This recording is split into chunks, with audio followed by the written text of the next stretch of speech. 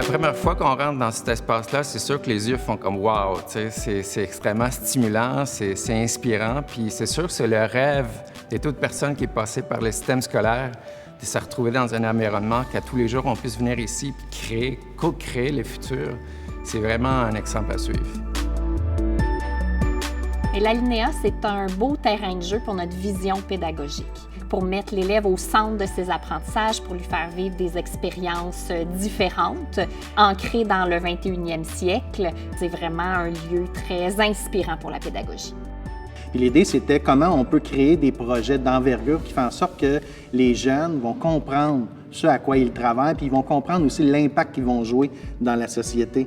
Donc, pour l'élève, lorsqu'il vient ici dans un concept d'écosystème, c'est d'apprendre en faisant les choses. Pas juste de s'asseoir dans une classe et de dire « donnez-moi de la matière à apprendre », c'est maintenant comment je peux créer un projet et comment je peux avoir un impact.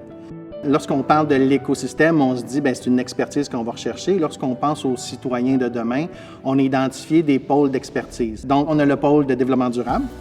Si on ne parle pas de développement durable aux élèves, c'est eux qui nous en parlent. C'est une excellente nouvelle en soi. Il faut penser vert, il faut avoir un impact vert aussi dans la société. Donc, tout part du pôle de développement durable. Suite à ça, on a une serre.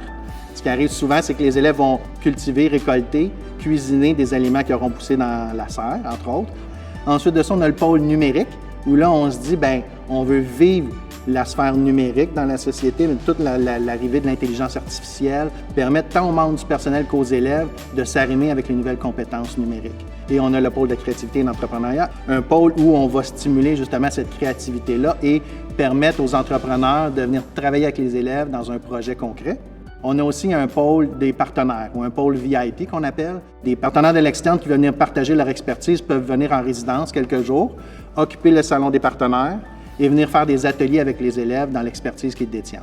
On est tellement chanceux au collège. C'est pour nous, le lieu a été fait pour nous donner ces opportunités, pour nous donner ces chances de pouvoir travailler dans cet environnement qui est vraiment, vraiment magnifique. C'est à nous de s'approprier l'endroit puis de l'utiliser du mieux qu'on peut. Ce qui fait la beauté des lieux, c'est les occupants. Oui, il y a une belle architecture, il y a du mobilier noble et tout ça, mais ce qui fait la beauté de ce qu'on accomplit en éducation, c'est l'histoire qu'on laisse, le legs qu'on laisse. Pour moi, ça, c'est encore plus parlant.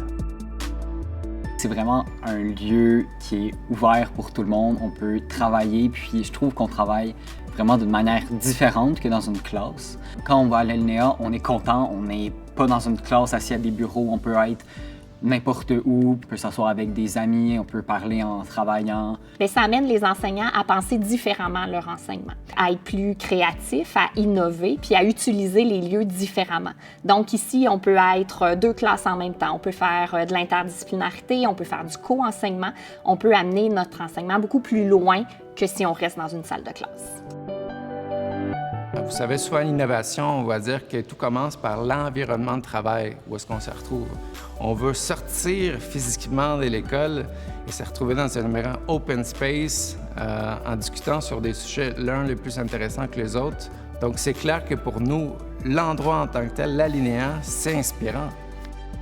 L'intention, c'était de préparer les élèves au métier du futur, de faire en sorte que l'école leur permette de développer des compétences qui vont vraiment leur être utiles plus tard. Vraiment, dans des lieux comme l'Alinéa, ça permet ça, ça permet d'aller plus loin. Je pense que ça les prépare à devenir finalement des citoyens du 21e siècle. Pour que l'écosystème vive, c'est qu'on a des élèves qui veulent changer le monde, on a des membres du personnel qui veulent les accompagner, mais on a aussi des gens qui détiennent une expertise qui est théorique, mais qui est également pratique. Donc, ce qu'on s'attend des gens de l'externe, c'est que vous venez partager votre expertise aux élèves pour leur montrer les exemples concrets et l'impact concret qu'ils peuvent avoir dans la société. C'est ce qu'on s'attend de nos experts et de nos partenaires externes. Je pense que des endroits comme ça donnent un aperçu de ce qui va les attendre demain.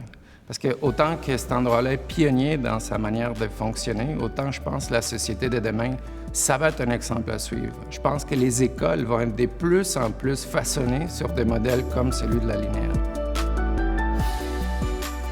Ce qu'on aimerait beaucoup, c'est quand on parle d'insuffler cette créativité-là, cette nouvelle façon d'aborder l'école, c'est que ça se multiplie à travers les écoles du Québec et plus loin encore. On a peut-être un angle différent pour voir le milieu de l'éducation. Il faut que tout le monde puisse en bénéficier.